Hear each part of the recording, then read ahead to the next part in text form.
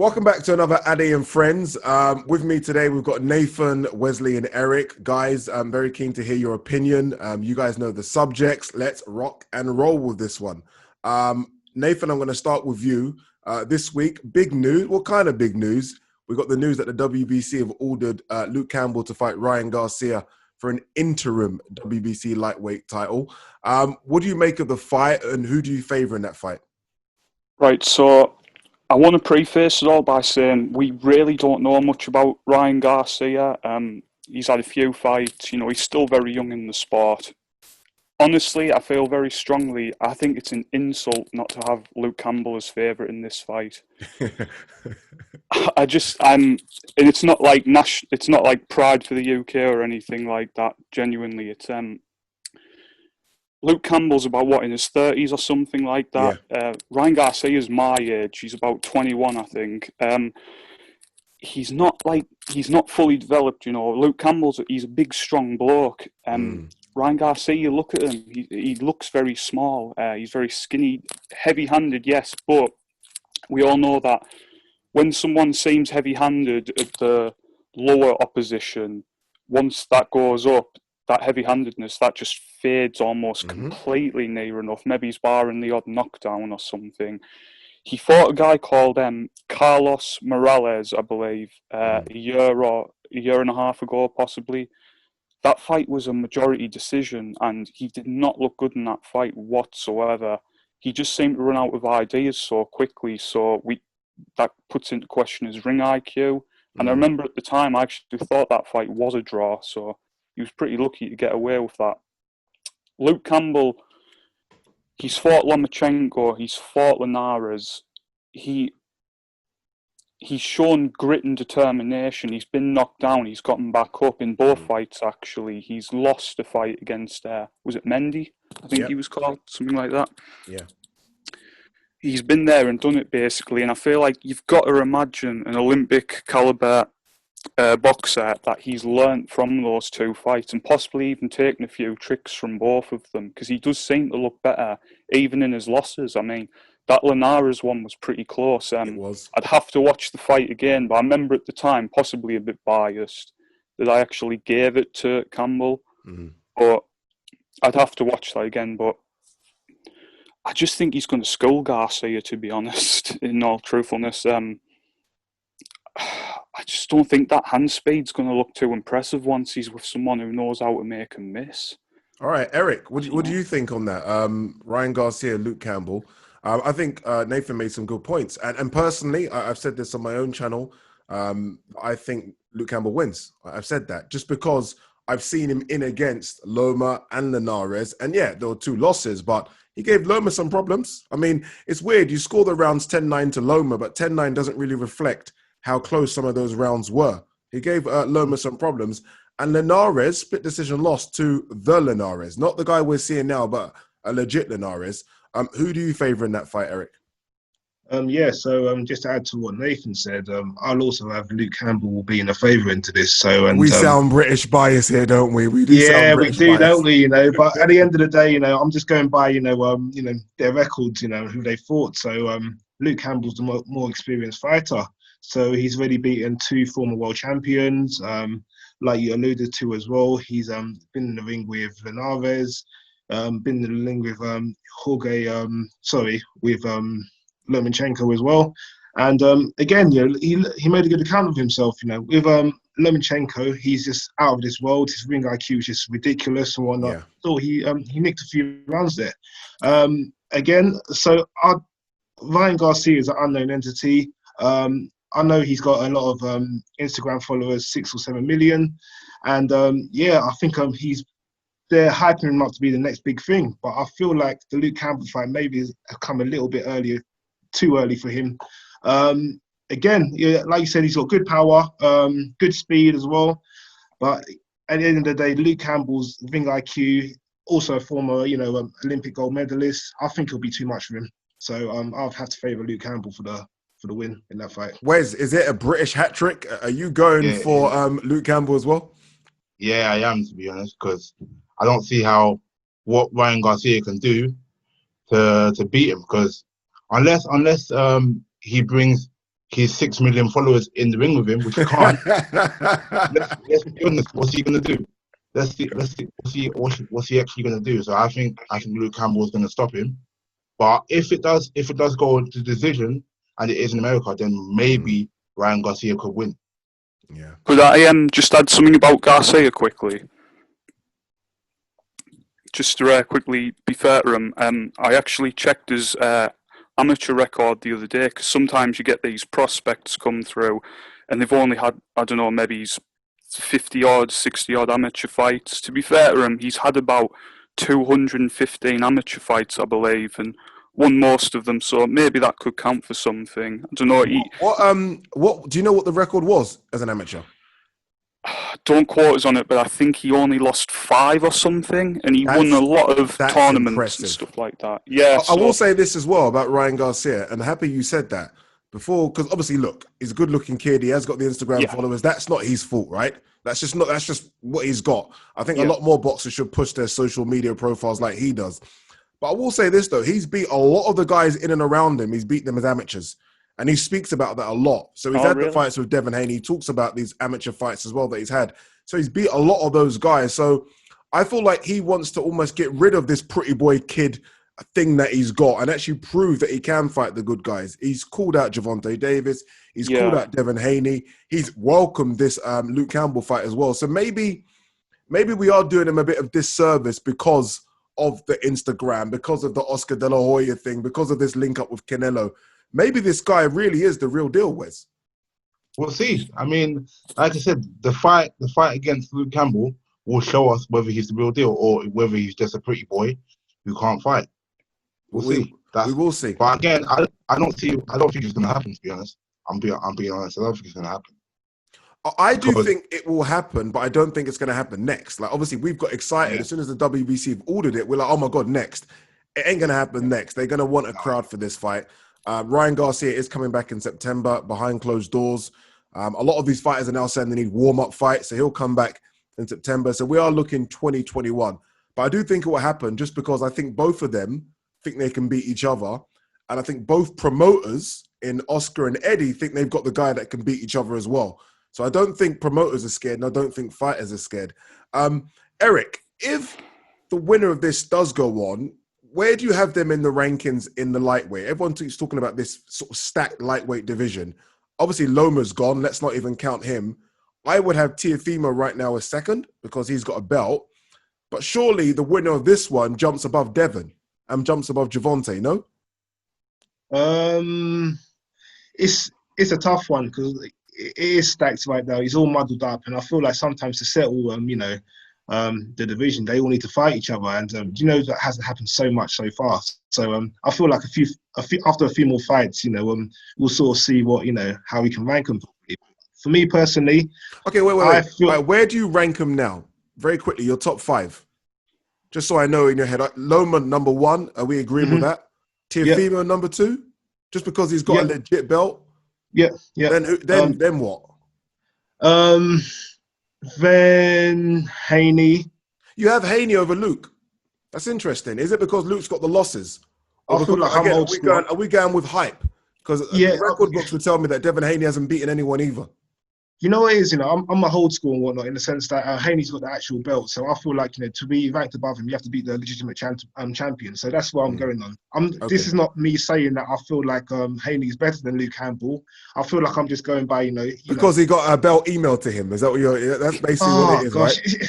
I'm just saying, he got the belt emailed to him. Yeah, I know, it's true. It's true. And again, I'm like you as well, in the sense that, people argue, does it really count, when you're actually awarded the belt? People like the idea of actually winning the belt from an actual champion to be a legitimate champion. And it's a tough one, it's all stacked. And Okay, sorry. All right, so you've got Loma, Teofimo, Devin. Then what? The next 2 out of interest. So the guys that are kind of floating around there, you got Linares, you got Gervonta, even though he's not had a fight. You got Luke, Fortuna, Ryan Garcia. Who's your 4 or 5? I'll definitely put Luke in there. For Linares, a bit over the hill now. I used to rate him a lot, but he's... Linares was frightening before. frightening. Yeah, I know, but he's aged a bit now. I think he's sort of coming down. So I don't know. I mean, he's fighting Fortuna, or he's meant to be fighting Fortuna next. So again, that will. And Gervonta, the way he's stepped up as well. I don't know if I can rate him in the top 5. And I really like Gervonta Davis as well. Skillful, quick, but within the lightweight rankings, I don't know. I'm doing a bit of fence sitting here. I'm really not sure. But Nathan, talk to me. Eric's fence sitting. Nathan, talk to me. What's your top 5? Don't really feel particularly strongly, barring Lomachenko and Lopez at 1 and 2. I would definitely put Campbell at 3, despite the losses, because he's still fighting better opposition and he's been fighting longer. Tough one, isn't it? It's 1 and tough. 5. None of them have fought anyone really. None of them. They haven't done anything to stand out. Some of them, like Davis, for example, Gervonta Davis, he looks more destructive. He's more frightening. Yeah, I agree. I really don't know. They're not doing anything. I guess maybe Haney at 4, just because he's not really the champion, but he's got the belt. But even then, really, if you're going by what I've seen them do, I would probably put Davis above him, to be honest. But no one even really knows now how rankings are actually done. Like, it's ridiculous, some of the rankings you see. I don't know. It's difficult for fans, and I'm happy that you guys are all stalling with this. And that shows how difficult, and look, you're all boxing fans, and that shows how difficult it is for us to kind of determine who really is the top 5. Because again, with Ryan Garcia and Devin Haney, they look good, right? I mean, they passed the eye test, but the fact is, we've seen it before with prospects. They haven't beaten anyone. We've seen so many prospects do well at the kind of mid-tier level, the Andre Bertas of the world, the Adrian Bronas of the world. When they step up, it's like, So Josh right Kelly. now, Josh Kelly is a good example. So when they step up, it's like, really? Where's would you have Ryan Garcia, Luke Campbell winner above Devin Haney? Yeah, I would, based on the fact that Devin Haney really hasn't fought no one. Again, I just don't. Again, he hasn't fought nobody. He's looked good against the guys he's meant to beat, but that's the whole point. He's meant to beat them, so obviously he's supposed to look good. So, but I want to see him really step up and fight a legitimate 140-pound guy. 135. 135-pound guy. Yeah, I just want to see him find a legitimate guy to see what he can really do. Like, I would love to see him fight like a Broner, but it's not going to happen. But a Broner or someone around that level, just to see what he can really do. Devin Haney jump up to 147. Yeah, I mean, if or at least if Broner can at least come down. But that's what Broner was actually. They was actually thinking about it. Talk between them two. Catch at 140. What I will say is, to that point, it's strange that we're asking a world champion, and we're still like questioning if a world champion is legit. And that shows how easy it is to get belts nowadays. That we're saying, is a world champion legit? And we need to see a world champion step up. Yeah, that's crazy. Talking about belts, guys. Talking about world championship belts. The lightweight division right now, we'll have a franchise champion in Loma, a real champion. I don't know what else to call him in Devon. An interim champion, the winner of Luke Campbell versus Ryan Garcia. A diamond belt champion, the winner of Linares Fortuna. And let's not forget, Ryan Garcia's got a silver championship as well. How fucked up is this? Nathan, I'm going to come to you first. Do you understand all these belts, or is it just ridiculous? Well, it almost feels like, at Sports Day, if you were like, you see the kid who couldn't do anything, and at the end they just get a participation award or something like that. It feels like that. Yeah, basically. Right, so the UFC often, they do these interim championship fights. So say, example, last year you had Dustin Poirier versus Max Holloway. Yeah. They put this interim championship in to spice it up a bit, to make it seem like it's a title fight. People know what it means. It means they're going to fight Khabib next. Yes. So they're putting these silver titles in, and I'm going to guess it's because they want to spice it up a bit. They want to say like, it's Garcia versus Campbell for the WBC silver title. Nobody knows what that means. Nobody cares. They're watching it for Campbell and Garcia. it's just devaluing the belts more and more. There's nothing much you can say. No one knows what these titles are. It's like a toy. I don't know. It's ridiculous. I think it's a massive devaluation as well of their belt. And look, I think the WBC belt is the belt, right? I mean, we've all grown up, and it's always been the belt you win. That and the Ring Magazine belt. Maybe the Ring Magazine because of Rocky Balboa days, but the Ring Magazine belt was always the belt as well. And I feel like I know why they do it, because TV want a belt. When people, for TV it looks good to have a belt. And for these fighters, it looks good for their profile to have a belt as well. But Eric, do you feel like what Nathan said is just devaluing the belt as well? Yeah, I think like it's a more of a marketing ploy in the sense that let's say with TVs, yes, they're fighting for the silver belt or the interim belt or the WBC belt, and again, it can be very confusing. Again, it doesn't really help in like I said before, the lightweight division is really muddied and, it's quite stacked, and we don't really know the rankings, and these belts don't really do anything to have some clarity as well.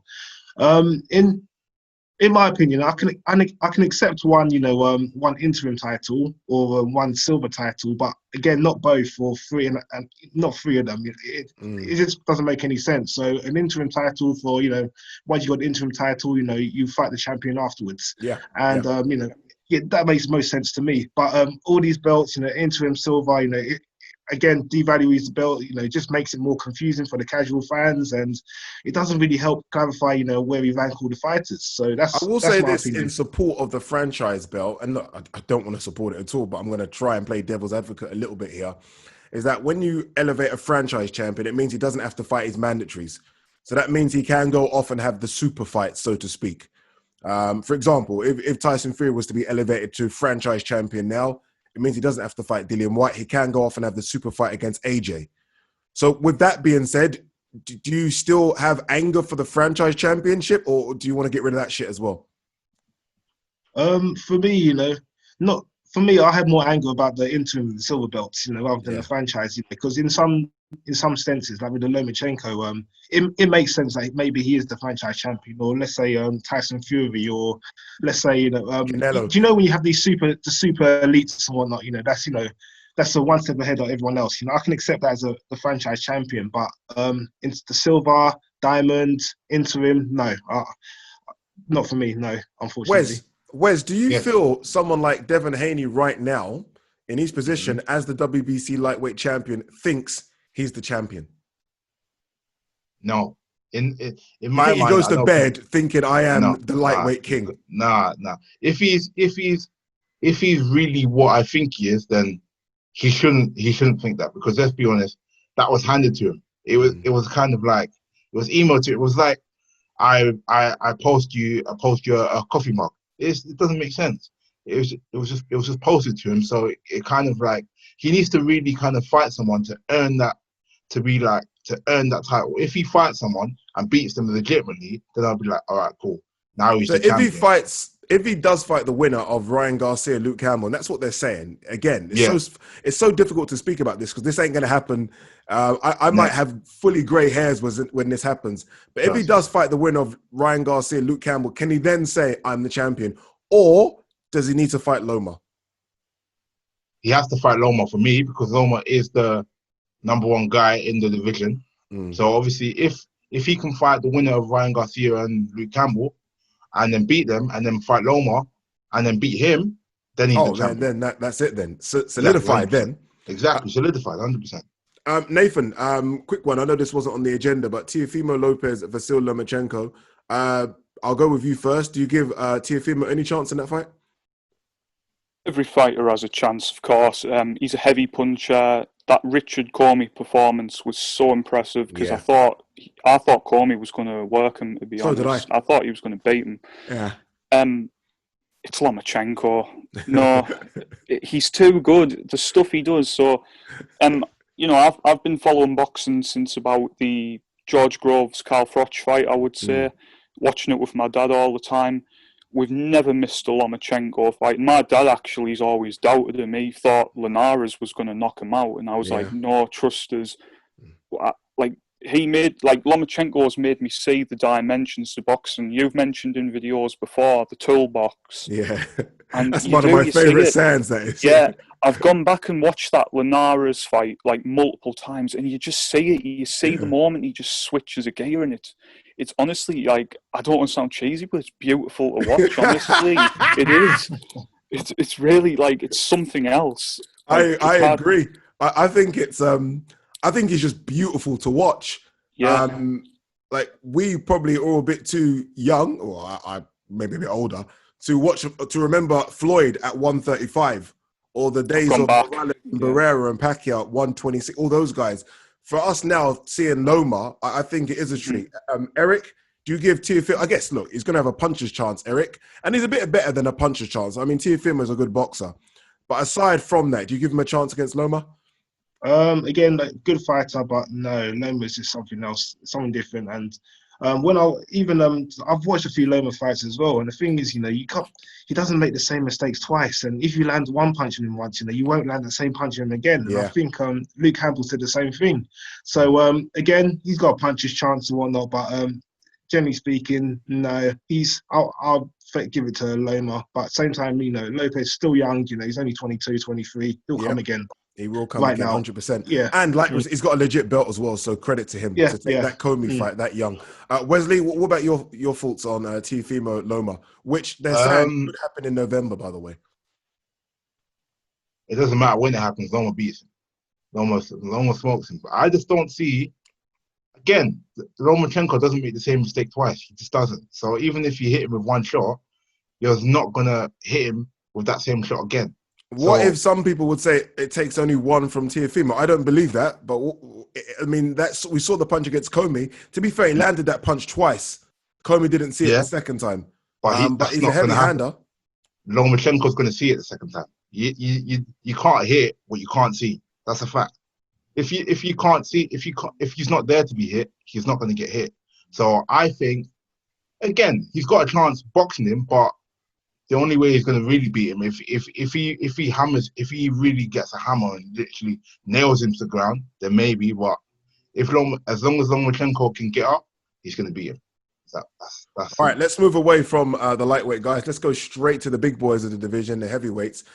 Michael Hunter this week announced that Matchroom haven't renewed his contract, so he is a free agent. I made a couple of videos about it. I spoke about it on Twitter. I spoke to Michael Hunter actually via DM as well. Obviously disappointed. Since he signed with Matchroom, unbeaten. I think always in exciting fights. I think always calls out people. Nathan, I'll start with you first. Surprised that Matchroom haven't renewed the contract? I mean, yeah, to be honest. I think he's a great asset. That, like you've mentioned before, that Povetkin fight was excellent. It was easily the best fight of that night. I mean, that's not saying much. It wasn't a particularly great card. It wasn't the greatest card. Yeah. But I actually, funny enough, I saw an interview with him just this morning from Boxing Social. And first off, he's such a nice bloke. I mean, he was talking about the Povetkin draw, and he wasn't taking anything away from the judges or anything. He basically alluded to the fact that he didn't feel like he was a member of the Matchroom stable. He just felt like a gun for hire, basically. So he had no ill will towards it, but it's a shame because it does seem like they want to keep him away from those top guys, because he's not an easy night for Dillian Whyte. Because one thing I've noticed, I know it's kind of on the topic, but say if he fought Dillian Whyte, who's one of Matchroom's top guys now, I would say, Dillian Whyte tends to hit this point in a fight where he completely slows down. You see it in the Rivas fight. Round 9, Dillian Whyte's done from round 9. Yeah. I mean, he gets through it, but Michael Hunter, if he paces himself, he's a dangerous guy, because the way he swarmed Povetkin in that first couple of rounds, was frightening. Now, I think the draw came because he gassed out a little bit, but he learned from it probably. I would imagine. His one losses to Usyk, I think. Yep. I think his last couple of opponents, the heavyweight guys, I'm forgetting their names now. Is it Ustinov? He's lost, Ustinov, he's beat Coley, Kuzman, who's fighting Bacoli, Maladano, or something like that, who's actually a former UFC fighter, and his last fight, obviously Povetkin. Yeah, he was probably meant to lose to all of those guys. Maybe he's barring Povetkin, but before that, I think he was meant to lose to the first couple. I do think he was supposed to lose to Bacoli, 100%. They came in. He came in as an opponent for Bacoli and shocked them, and He's that's the why I dark think horse. they signed him. Yeah. But, Eric, what do you think, Eric? Surprised, or let's play devil's advocate here. He doesn't move the needle, right? He's not a big ticket seller. I think he knows this himself. He maybe isn't a pay-per-view guy. I would argue and say that's for Matchroom to make him a ticket seller and a pay-per-view guy. But can you see from a financial standpoint where Matchroom are thinking, you know, you're not going to move the needle for us. You're a good guy. You're a good fighter. Nice guy, like Nathan said. But in terms of being that attraction, you're just not that guy. Michael Hunter, you know, is such an exciting fighter. And one thing I really enjoyed about it, he starts really fast as well. So for a heavyweight, and he comes out, you know, really quick. You know, against the Povetkin fight, you saw that. You know, it was like, oh gosh, you know, like, what's going to happen here? Quick hands, you want to really brings the fight. However, you know, I feel like with him, you know, again, he doesn't have that fan base, and he's a high risk and low reward fight. So in a sense that he'll give a lot of these top guys, you know, a lot of trouble, you know, and if the with this COVID right now, you know, you see a lot of fighters say they want to take a warm-up fight before stepping into the fight with the big guys. But in saying that, I don't think anyone really wants it with Michael Hunter, because he's just a handful. You know, he will just keep coming, and I don't feel like a lot of these heavyweights, for example, Dillian Whyte, will have anything to gain from beating Michael Hunter, and knowing it's going to be a tough fight for him. And but one thing that did surprise me, he hasn't got the fan base, but that's what Eddie Hearn and Matchroom really pride themselves on. They pride themselves on building the fighters' fan base, and that's something that he really criticizes Frank Warren on heavy. So the fact that they haven't really grown his fan base does really surprise me as well, because he's such an exciting fighter, and more casual should know about him, because he really brings it. And you know, that's why I'm really surprised. I'm shocked. I'm happy you said that about Eddie Hearn and Matchroom, and you're right, because Matchroom, he always says this, Eddie Hearn, about, you know, we're the Matchroom machine. That's what he calls it, right? The Matchroom machine. You do your thing in the ring, and we'll do our thing behind closed doors and grow you. Here you got a heavyweight, good-looking heavyweight as well. Good-looking, but he speaks well, puts on exciting fights. I mean, what else do you want? And he comes from boxing stock. His dad was a fighter as well, so he's got that story behind him. I mean, what more boxes do you want this guy to tick? Like, what else is he supposed to do? Good question. What more can he do? You know, he's given us these exciting fights, good record. You know, one draw. I must say though, he was even unlucky not to get the win against Povetkin. You know, I thought you know, maybe he nixed that. But again, you know, I think inside from a fighter's point of view, he's done everything he's supposed to do. Or, you know, maybe he's done too well. That's why you know, they've let him go. Because at the end of the day, you know, I feel. If you look at all the heavy... Sorry to interrupt you there, and I'm going to move on, but I'm sorry to interrupt you. I think you're right. I think he's done too well. I think I think he was brought in as a guy to be exciting, but maybe lose against a lot of the top guys. I think he was supposed to lose against Bacoli, who's not really a top guy. I think he was supposed to lose against him. I definitely think he was supposed to lose against Povetkin. And I think he shocked a few people, like, okay, this guy is a bit of a threat. We can't put him in against Dillian Whyte. We don't want that, right? If he beats Dillian Whyte's our second highest pay-per-view guy now behind AJ for Matchroom. And why, like you say, the risk reward is too big. Wes, where are you on it? Were you surprised, or can you understand why Matchroom said, you know what, no thank you? Again, I think he's done too well, because I think he was supposed to have lost to Povetkin. He was supposed to have lost to Bacoli. But I think Matchroom have actually been shocked by the actual progress that he's actually made. So that's why they've kind of got rid of him. Because I think, to be honest, again, if he fights a Dillian Whyte, I think he can beat Dillian Whyte. And I think he can cause AJ or Usyk some kind of trouble. So I'm thinking Matchroom don't really want that smoke. So they kind of really, you know what, I just don't really want to sign him again for him to cause... Or could it be, and look, it's difficult. We don't know the finances of Matchroom here. Could it just be a case of right now, everyone's struggling financially, right? COVID, no ticket sales being done. Could he just be on too much money per fight? Could it just be a case of they look at it financially? We're looking at it from a boxing standpoint. But remember, Eddie Hearn, his dad's an accountant, right? He knows these figures. Maybe he looks at it from the standpoint of, wait a minute, you bring in this amount, we pay you this amount, it's just not worth it. You know, just not worth it. Maybe, but again, if Matchroom pride themselves on profile and making a fighter bigger, that's supposed to be their job. He's doing his job in the ring by being in exciting fights. But obviously Eddie Hearn's not doing his job by promoting him and getting him out there to the main. Is he a top 10 heavyweight for you? 100%. Yeah. And Nathan, to you, is he a top 10 heavyweight? Yeah, I would say so for sure. Eric, yourself, Michael, on the top 10 heavyweight? Trying to think of the rankings in my head. I'd say he sneaks into the top 10. Yeah. Yeah, probably sort of floating around that sort of 9th, 10th position. Yeah. Matchroom have let go a once beaten. Again, this is the guy that only got beat by Usyk, who right now everyone says a pound for pounder. So Matchroom have said goodbye. We don't want to renew a contract to a once beaten heavyweight. Sorry, once beaten cruiserweight, unbeaten at heavyweight, which is a shocker. I want to quickly move on to a point that's pissing a lot of people off. So Povetkin versus Dillian Whyte is pay-per-view. Right now, and I'll just quickly run through the pay-per-view element of that fight card. We've got Bakody versus Kuzman, Clay versus Congo, Katie Taylor versus We Don't Know Yet, and Dillian Whyte versus Povetkin. Nathan, big boxing fan. Are you paying $19.95 for that? How else could I watch it? Hey, we don't want to tell you how else. I mean, it's been a while since we've had boxing. I've been getting my fill off the UFC, but it's a fair bit of money for that card. I want to see who Katie Taylor fights, really. If Katie Taylor fights, if they can get a Serrano, and I doubt that now, or Pursoon, who she had a great fight with before, are you okay with it if they get Pursoon? Pursoon, yeah, 100%. That first fight was so excellent on that card. I remember me and my dad literally applauded. It was just us two. War, wasn't it? Literally applauded. Oh, it was so good. Yeah, it's not a bad pay-per-view card. When you consider the resources they've got at the moment, it could be better. But then again, the standard for pay-per-view has really lowered over the years. It almost seems like with pay-per-view, it's the main event and then anything else doesn't matter.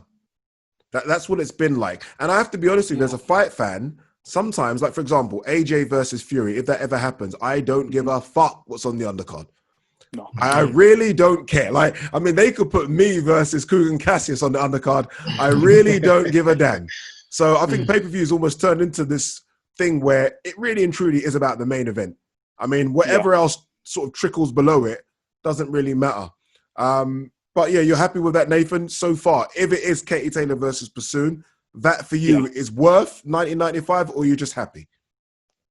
I wouldn't complain if they maybe dropped the price a little bit, but yeah, I would fork it over, I guess. Be a decent night of boxing, I suppose. So, yeah. Eric, what about yourself? $19.95 for that?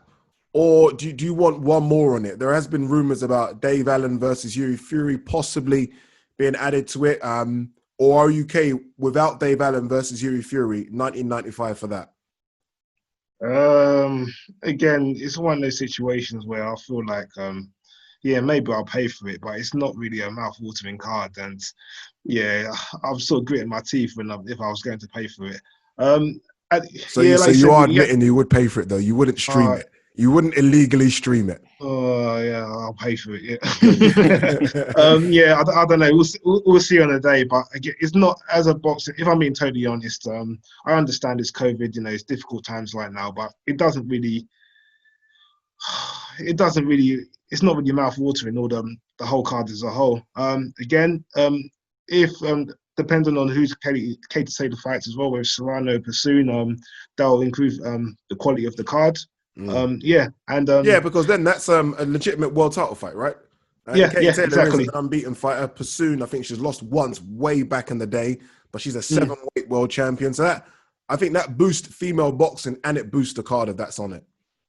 Oh, 100% it would, and a credit to women's boxing as well. The fact that, we're talking about, a women's card, being, topping up a pay-per-view event. And if I'm being honest, I never thought I'd see this.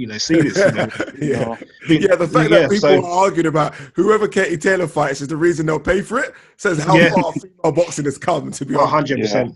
Yeah, definitely.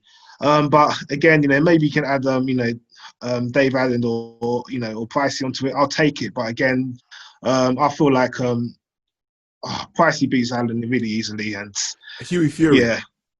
Sorry. Oh, sorry. Huey Fury and sorry. Huey Fury wins it quite comfortably. Yeah. But again, I'll pay for it. But again, I'm just a bit underwhelmed by the whole card. Wes, 1995. I know you're a big fan of Matchroom in terms of paying pay-per-view for it as well. Would you pay for that right now? Are you happy to pay? So I think there are two questions. Would you, and are you happy? We've got a minute left on this one, so quick answer. No, I wouldn't be. I wouldn't pay for it, no. Okay. Because the Pursuing fight needs to happen. He needs a high-level opponent for me. For if he gets a Pursuing on there and or Serrano, then yeah, I'll pay for it. But if not, then no. All right, guys, staying on pay-per-view, one thing we have seen, and look, it's still very early with this Eddie Hearn back Garden fights, but what we've not seen on the card is you guys that are above sort of free fights, but they're kind of below pay-per-view. So you got the Josh Warringtons of the world that, maybe aren't pay-per-view, the Kell Brooks, the Callum Smiths. If Matchroom or if Sky really said, okay, we're going to chuck these guys on pay-per-view, but not $19.95, but maybe a tenner. Would you tune in to watch these guys for a tenner? Because I think what Sky have done with this pay-per-view, it's almost like they've set this pay-per-view number in stone at $19.95, and I feel like that's going to be a bit difficult because we're not going to pay $19.95 to watch Kell Brook fight. We're just not. But people might pay a tenner to watch him fight or Josh Warrington fight. Nathan, I'll come to you first. Would you pay a tenner to watch a Brook fight or a Josh Warrington fight? Yeah, tenner's nothing. I mean, you would want to see someone half decent, like fight them at least. But you get those two on, maybe chuck on Callum Smith.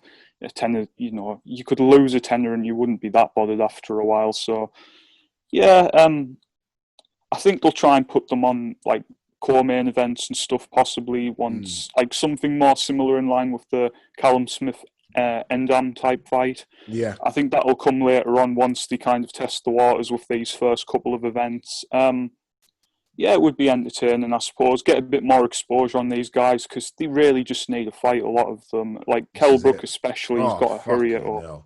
You've touched on that subject. Yeah. Even Callum Smith, he's got to wash away the bad taste of that John Ryder win. So. Yeah. Don't get me started. Eric, where are you on this? Again, it's the first events, right? I mean, I think like we're all getting upset about the caliber of events. I'm just happy to see boxing back. But again, one thing that we did all notice is that there wasn't, you got the A-level fighters, right? With no one expect to see AJ there, for example. But there is a lot of the second tier guys. Again, those guys I've mentioned, but Lawrence Okoli, Boatsi, those kind of guys, they're not featured. They might be on the next one, but they're not now. Would you pay a £10 pay-per-view to see some of those guys? I'd say £10. Yeah, that's fair. I would pay that. It's a bit less, painful. But I feel like we're talking about the £10 model because there's an issue with the current model as it is in 1995, and I feel like is there an issue considering how much American fucking charge for theirs? Look, I don't want to make the comparison, but I mean, we know it's $50, $60, $100 over there. I mean, are we Brits complaining too much for 1995, or is it stupid to compare it to America? Yeah, it's ridiculous as well. But I'm trying to think. I don't know the American model as well, in the sense that maybe some people feel more aggrieved because bear in mind you're paying for Sky Sports as well. Plus you're paying another additional money on top of it. I'm not sure if, like, for example, HBO and whatnot, do they have free? Is it free? Do you have to pay for that? I'm not sure. That's a good question. I don't. Yeah, so I wonder. I think ESPN might be. I'm not sure. So you're right. They don't have to pay for it, and then they pay for a pay-per-view. I know what you mean. Whereas we already pay for Sky and pay for BT, and then we're having to pay a bit more on top. Yeah, but as a whole, the £10 one will be a bit more. It's £10 enough in the world. But at the end of the day, if it is a stinker, then I think less people will have a lot less complaints. Because in the past, I remember me personally, I've paid for a few stinker pay-per-views. I think the one that really comes to my head was Cleverly Tony Bellew, Nathan Cleverly. Oh, yeah. And they had everyone on that card, and it was still shit. I remember they had James DeGale fight, and they had everyone on that card. Yeah. It still wasn't great. Yeah, that was horrendous. But a tenner, yeah, I can probably take that. And mind you, you've mentioned Kell Brook in there. It's funny how we're talking about Kell Brook as a £10 fighter because, oh my gosh, his career is just, Yeah, I feel actually, I feel bad I'm a huge Kell Brook fan, and I feel bad that I'm now saying, would you pay a tenner for Kell Brook? Where if you asked me that 5 years ago, I'd have said, don't be stupid. He's going to be fighting Madison Square Garden, selling out. That's how big I thought he was going to go. Yeah. Yeah. But even though he's sort of, his career's sort of gone, since that loss to both of them, GGG and Spence. Yeah, and Spence, yeah. I still feel like, a bit digression, a bit 10 years overdue, but I still feel that maybe him and Khan maybe get away with a pay-per-view. Behave, stop it. I'm moving on from you very quickly. Maybe. Wes, were you shocked that we didn't see some of the names I mentioned on this first fight card? So we're not seeing Boatsi, we're not seeing even people like Conor Benn. I mean, again, Conor Benn's not a superstar, but maybe a Conor Benn on this card as well. Are you shocked that we didn't see some of those? And would you pay for a £10 pay-per-view? Would you be happy to pay for a Josh Warrington £10 pay-per-view? For this one, yeah. I mean, if it has Josh Warrington, Conor Benn, Kell Brook, then yeah.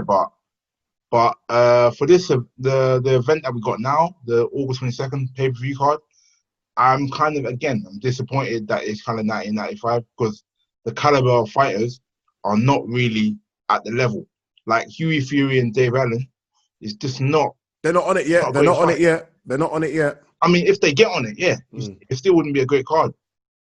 But we'll see. We'll see what happens. But I would love to pay £10 for like a Josh Warrington or Kell Brook.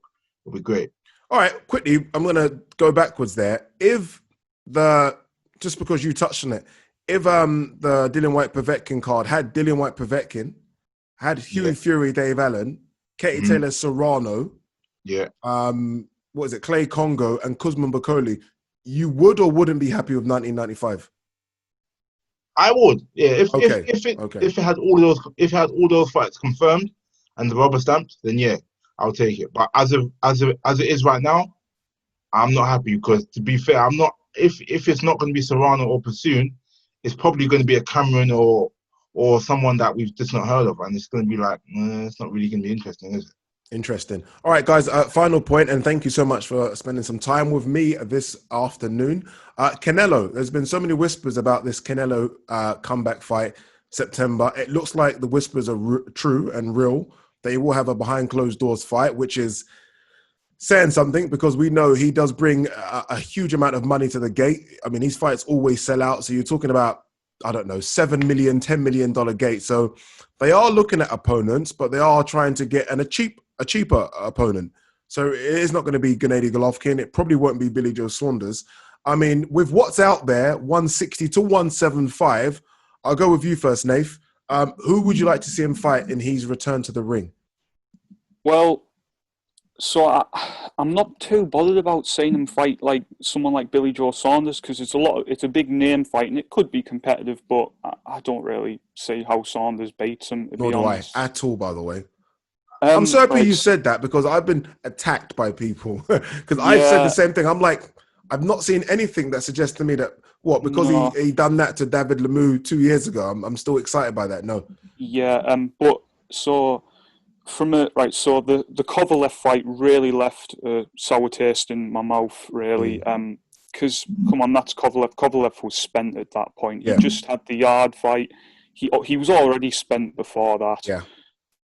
I would like to see him, like, if he's really serious about challenging a light heavyweight. You're going to say Bertobiev. Or, if he wants that 168, I would like to see him fight someone like David Benavidez, to be honest. Someone legit at that weight, because that would be impressive. But, I would like to actually see a dangerous fight. If he's what he's making himself out to be and what a lot of his followers are making him out to be right now, take on Bertobiev, take on David Benavidez. You can't be beat, apparently. So there has been the thing with Canelo, even with the GGG fights. It was like, you took GGG when he was old, right? That's what a lot of people have said. And look, even though the first fight was still a great fight, but that's the argument. And the Kovalev one, you're right. Kovalev was about a minute, 5 seconds away from getting bust up by Yard. Yard had him there. So I agree with you. Like, let's roll the dice against something that's fresh, You know, hungry, unbeaten, young-ish, and those guys are Benavidez, and 175 is Bertabiev. He's not Eric, beating Benavidez. Yeah, No. no chance. Yeah. I mean, he can take as much clenbuterol as he wants. In fact, he can go and see Jerome Miller's pharmacist. He still ain't beating Bertabiev. Eric, who do you want to see him fight? Again, going back to let's face it, he's not a light heavyweight, you know. So Bertabiev, you know, he's not, you know, that's out of the question. So no, but okay, why? If it's out of the question, that means it's almost like we agree that he just cherry picked Kovalev. Like he cherry picked a guy that he knew was literally on his last legs, and that's bullshit, then, isn't it? Yeah, you're not a light heavy, but then you can claim that you are a light heavyweight champion.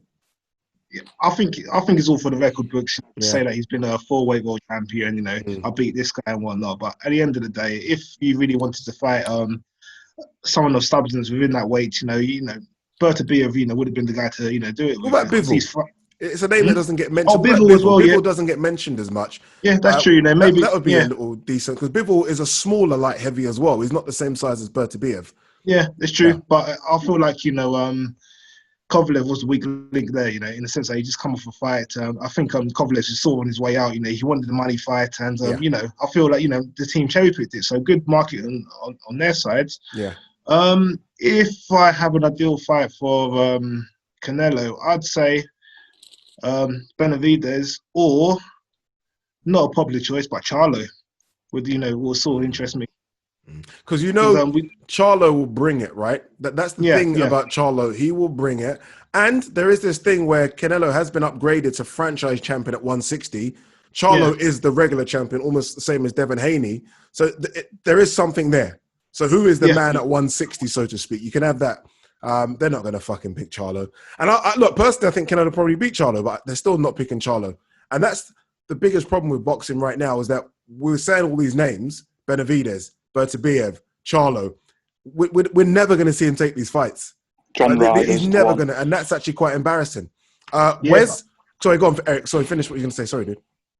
So just to end on that point is I think that's my gripe with boxing at the moment, in the sense that, you know, all these fights, you know, us fans want, you know, it doesn't happen. If you look back in history, you know, all the best fighters, they all fought each other. You know, if you look at the heavyweight divisions, you know, Lennox Lewis, Tyson's, etc., you know, they all fought each other maybe once or even twice. And in boxing at the moment, the only times you only see a number 2 fight is when you know, a champion's lost and they've got the rematch clause. And that's something I'd like to change in boxing, you know, like, you know, if you know, fight each other, have more than one fight, you know. I'll go back to Khan and Booker again, you know, again, that's maybe 10 years, you know, out of date. But at the same time, they could have had 2 fights and potentially at one stage, they could have had like a Marquez Pacquiao thing. It could have kept on going. And the fan base for both was so big. Although Khan brings that Asian fan base, and he does, right? I speak to a lot of Asian fans, and they love boxing because of Amir Khan. Kell Brook's got his own fan base. There was a time when that fight could have easily done a stadium. Easily. Oh, 100%. Right? Easily. And it's just a shame that it never happened. But if that's your gripe with boxing, then you might have to get away from this sport because, boy, oh boy, that is going to keep on going. We're never going to get the fights we want. We're excited about Luke Campbell versus Ryan Garcia, and that fight ain't happening for about a year. And we're excited about that. So, I don't know. Wes, talk to me. Canelo, who would you like to see him go up against? Oh, I mean, the big fights, it's just not going to happen. But I'm thinking he's going to probably pick a John Ryder. But I would want to see him against a Bertabiev or a Bivol, possibly Bivol, yeah. But they're not going to happen, are they? That's the thing. What about other guys at 160? A guy that doesn't get mentioned a lot, Demetrius Andrade. Legit belt at 160. Has been begging for the fight, willing to go to 168 as well. This is a guy that is unbeaten. I think people forget Demetrius Andrade is a world championship, I think, gold medalist as an amateur, 154 champion, 160 champion, unbeaten, tricky southpaw. Doesn't get as much respect. No one seems to talk about him as much. That's the reason. Like it, do you? Don't fancy it, do you? That's the reason, because again, he's probably one of them fighters where it's like, for Canelo, it's high risk, because it's like, if I fight him and win, I'm not really gonna get that. I'm not really gonna get plaudits because it's I will say this about Canelo: as much as I give him stick, I feel like it's his team. Something about Canelo tells me he'll fight any fucking person. Like there's something about him. I just don't think it's. I don't know what it is. I don't know if it's that Mexican fire in his belly. I don't know, but I don't think he's scared. I think others around him might be, but I don't think he's scared of anyone. Yeah, he's handlers. Yeah, that's the problem because I don't think most of these fighters, with boxing, you can't be scared because because to be a boxer, there's no way. Why would you be scared of another person if you're? Oh wait, you say that? I read an interview and I think I done this on my video the other day. Vosdick, the light heavyweight champion, he was honest and said he was scared. He said a lot of boxers call each other out, but they are scared because they know they're going into the ring and they are going to get damaged. He said they are scared. So I think boxers are scared. They are human. I think we look at them like robots. Imagine being against someone that you know is going to fuck you up. It's more about channeling that fear, really. I would say, and turning it. Yeah. Yeah, it is a tough one. All right, guys, I thank you for your time. Honestly, thank you so much. I know we can go on and on and on. I could literally, I've got 100 subjects in my head, but it is a Sunday. I do want to get the Sunday lunch in. So thank you so much, Nathan, Eric, Wes. Thoroughly enjoyed that. And thank you for all your input. Much appreciated.